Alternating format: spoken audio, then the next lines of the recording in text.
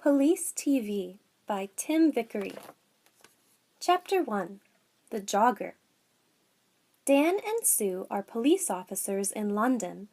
It is a Tuesday morning, and Dan is angry. "What's the matter, Dan?" Sue asks. "Look at this," Dan says. "Every day someone steals money from people near the shops. We must stop this."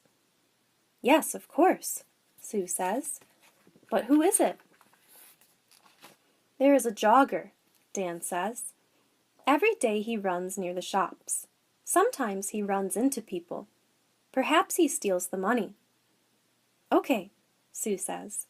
"Let's go to the shops. Perhaps we can see this jogger." They sit upstairs in a window over the shops. Dan has a radio. They watch the people in the street. "Look," Sue says. "There's the jogger." The young man runs into an old woman, and she falls down. The jogger puts his hand on the old woman's arm. "I'm sorry," he says. "Can I help you? Here's your bag." Then a young woman shouts at him. "Don't run here," she says. "It's dangerous. Go away." The young man runs away. Dan talks in his radio. "Quick! Stop him! He's running up North Street." A police car stops the young man in North Street. "Are you okay now?" Sue asks the old woman. "Yes, thank you. Where is that nice young woman? I can't see her now." "Have you got all your money?" Sue asks. The old woman looks in her bag. "No, I haven't. My money's in my purse, but my purse isn't here." "Okay, Sue," Dan says. "Let's talk to the jogger." "Who are you?" Sue asked the young man. "My name's Peter Jones." "Why? Who are you?" "We're police officers. Why do you go running past the shops every day?" "Why not? I like running." "Okay," Dan says.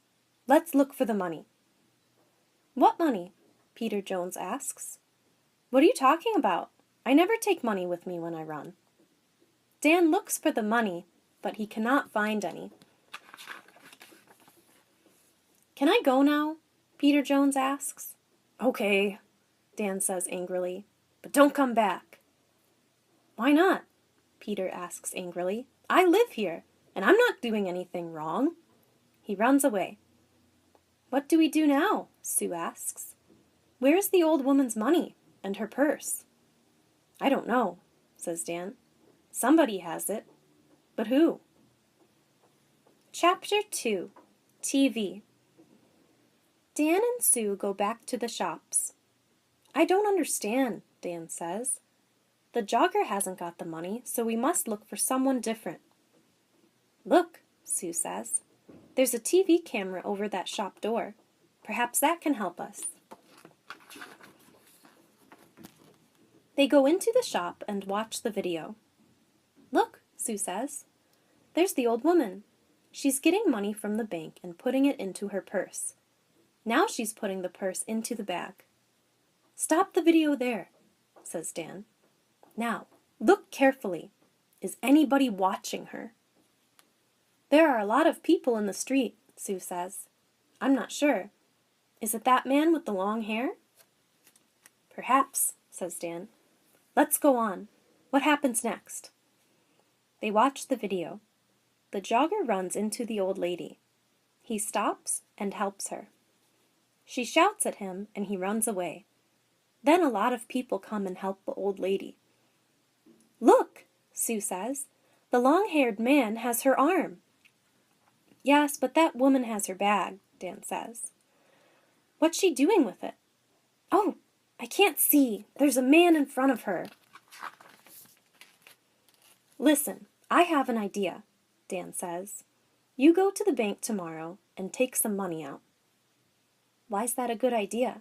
Sue asks. "Because we can watch you," Dan answers. "Get a lot of money from the bank and let everybody in the street see it.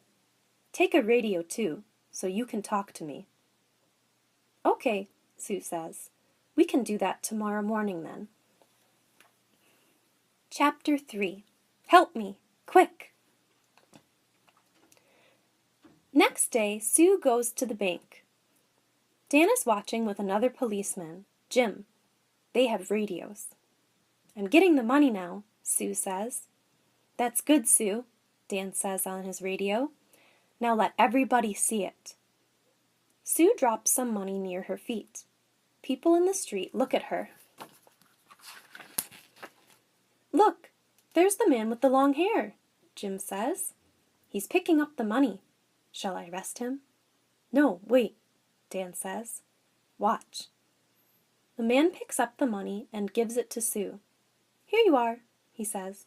That's a lot of money. Be careful. Thanks, Sue says. That's okay. The man smiles and walks away. Have you got all the money, Sue? Dan asks by radio. Yes, it's all here, Sue says. What can I do now?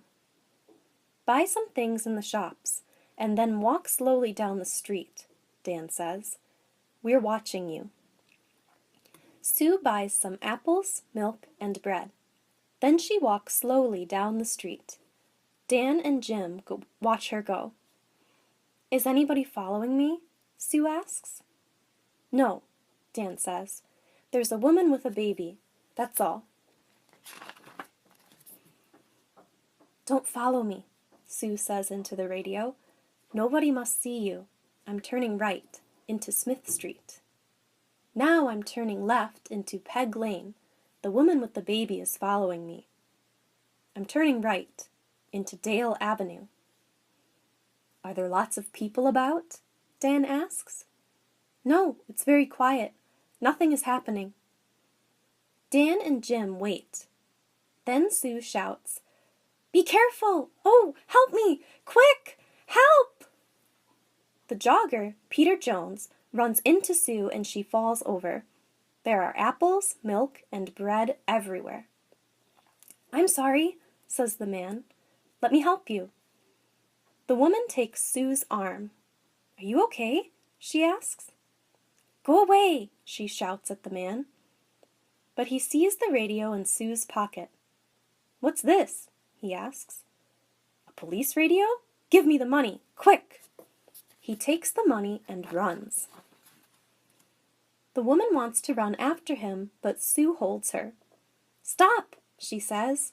I'm a police officer. You must stay here.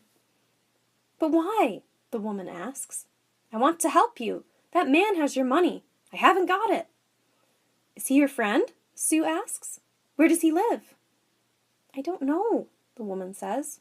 I don't know him. Who are you? Sue asks. Where do you live? Linda. Linda Wilkes. I live at 14 Old Street. Chapter 4. Man with a Knife. Dan runs up to Sue. Are you okay? He asks. Yes, I'm okay, she says. Go on, Dan, run! Sue calls a police car on her radio. Dan runs after Peter Jones. Jim, he's turning left into Dock Lane, he shouts. Can you see him? I can see him, but he's running very fast, Jim says. The jogger sees Jim and gets into a boat. Jim runs to the river and gets into the boat too. Stop, Jim says. I'm a police officer. Oh no! The jogger, Peter Jones, hits Jim and he falls into the water. The boat goes across the river. Dan helps Jim out of the water.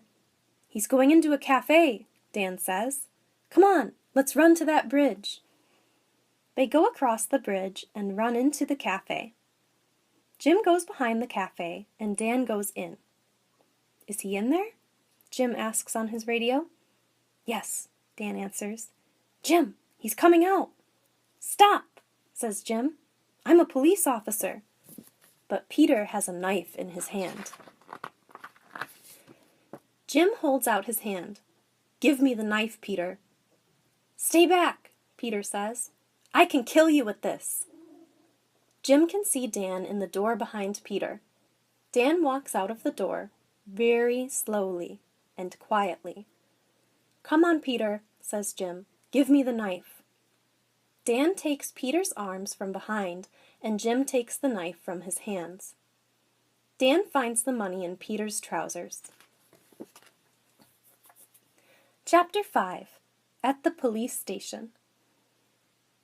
I want to go home now, says Linda. My baby is hungry and tired. Do you know Peter Jones? Sue asks. Do you and Peter steal money from people? No, I don't know him, and I never steal money. Do you know this woman, Peter? Dan asks. No, says Peter. I don't know her. Who is she? Dan and Sue go back to their office. Does Linda work with Peter? Dan asks Sue. Yes, she does, says Sue. Watch this video. Look, there she is. She's watching me get the money, and now she's talking to someone on her phone. But who is she talking to? She's talking to Peter, of course. Now she's following me and talking to him again. She's talking about me. Dan and Sue speak to Linda again. Can I see your phone, please, Miss Wilkes? Sue asks. My phone? Why do you want to see that? Well, it remembers a lot of numbers. Sue presses 1 on Linda's phone. Peter's phone begins to ring. Sue laughs. Let me ask you again, Miss Wilkes. Do you know Peter Jones? Well, yes, okay, I know him, but I don't steal money. Sue and Dan take Linda home. They go into her house. There's 200 pounds under your bed, Linda, Dan says. And look, this is the old lady's purse. This is a nice photo of you and the baby, Sue says. But who is the man? Is he the baby's father? Okay, it's Peter, says Linda. And yes, I do steal the money. I'm sorry, okay? No, Linda, it's not okay, Sue says. It's not okay at all. The end.